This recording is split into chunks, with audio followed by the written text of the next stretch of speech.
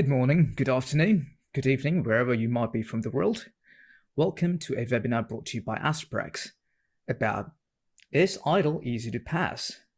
A complete guide to acing the ITIL Foundation exam.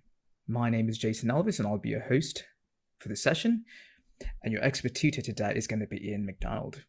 First, let's look at the agenda for the webinar today. Initially, you'll be given an overview of ITIL and the question you were looking for, is ITIL to pass, easy to pass? A breakdown of the difficulty will be given after that. You'll be given an oversight into the exam structure and the proper study approach you should be taking forward to it. Finally, you'll have a Q&A session. So for that, please, if you've got any questions, feel free to put it in the chat. It will be addressed later on during the Q&A. You'll be given tips,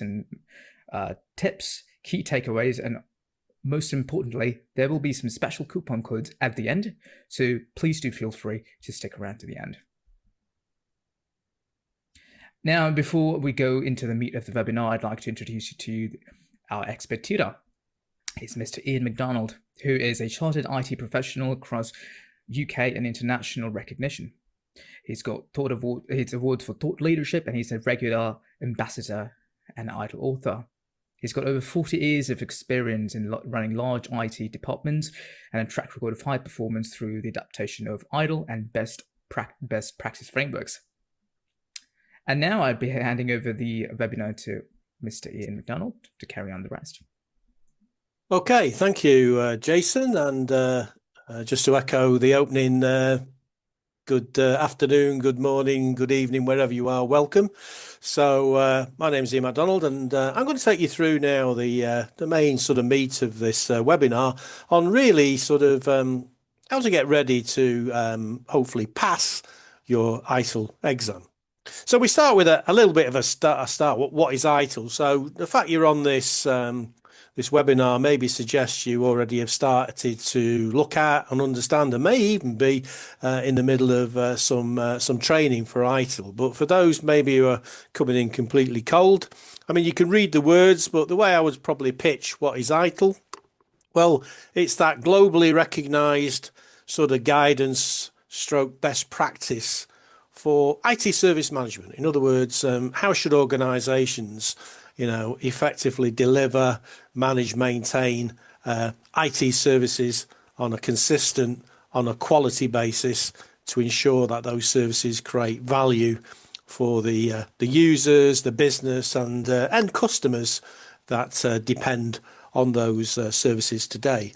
ITIL's been around for quite some time, so it's not an overnight sort of sensation. It's not a management fad. It'll be here today and probably gone tomorrow. It's actually been around since 1989.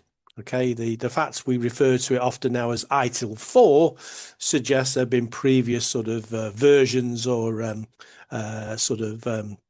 revisions of ITIL, and typically that occurs when there's some significant change in the way that IT is delivered or how the business exploit IT, because obviously best practice is only best practice for a period of time. And ITIL 4 reflects best practice today for how best to deliver those digital and IT-enabled services that organisations today have become pretty well dependent on. Okay, so that's a little bit about ITIL 4. The one thing I would just point out here on the actual exam is it is a globally recognised discipline, best practice. So any qualifications you achieve under the ITIL qualification scheme, they are recognised globally. Okay, so it doesn't matter, where you take the exam. It doesn't matter if maybe in the fullness of time you might move from one country to another.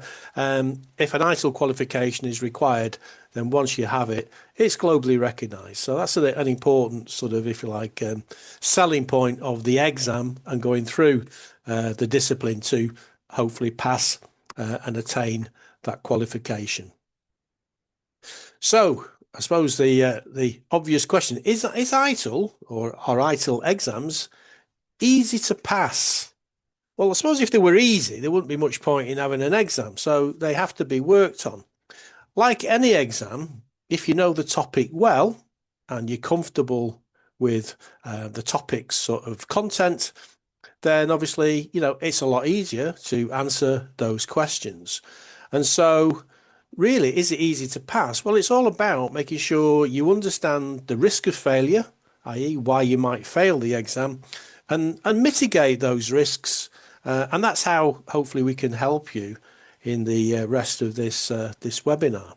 I do say to students who attend my courses, there's a very, very easy way, and maybe you want to write this down, there's a very easy way not to fail an ITIL exam, okay? And that's simply, don't take it. Because if you don't take the exam, there's no risk of failure. Now, of course, reality is, yeah, you want to pass, you want to do the exam, so let's focus on how we do that, yeah? So, of course, in terms of, understanding the approach from an ITIL perspective, it's really important you understand the key ITIL concepts that are covered certainly within, say, Foundation as the starter course in the ITIL qualification scheme. So understanding, key ITIL definitions. So there's a definition for things like what's a service? Yeah, understanding, that definition and the meaning behind it. Understanding key ITIL concepts. We'll cover some of those briefly in a minute, like the guiding principles or the 4 dimensions, service value system, service value chain. Okay. And importantly, the ways of working that ITIL prescribes through what it calls its practices, things like incident management, problem management, change enablement, capacity and performance management, relationship management, supplier management. There are over 34 practices within the ITIL sort of family that basically describe the approach organizations should take to actually do those disciplines in a best practice way, in terms of consistency, in terms of quality, in terms of efficiency, and in terms of effectiveness. The exam itself is structured to make it, relatively straightforward for whether you're an ITIL expert who's going through maybe ITIL 4 for the first time, or someone who's doing ITIL for the first time. The exam is designed to give you multiple choice options. So there are 4 options with every question, A, B, C, D. And again, as I always say to students, the answer is on the page. Okay, so you've got multiple choice options. The answer, clearly, one of them is going to be the answer on the page. Okay, and there are no trick questions. The examiners don't go out of the way to try and sort of trip you up with just the use of a subtle word here and there that might change the emphasis of the question. So there are definitely no trick questions. And of course, when we talked about the risks of not passing and how to address those, well, of course, the more you can practice, the exam, and the more you can practice dealing with the different types of questions and those nuances of questions, and the more likely you are to be successful on the day of the real exam. So become familiar with the questions and the question types.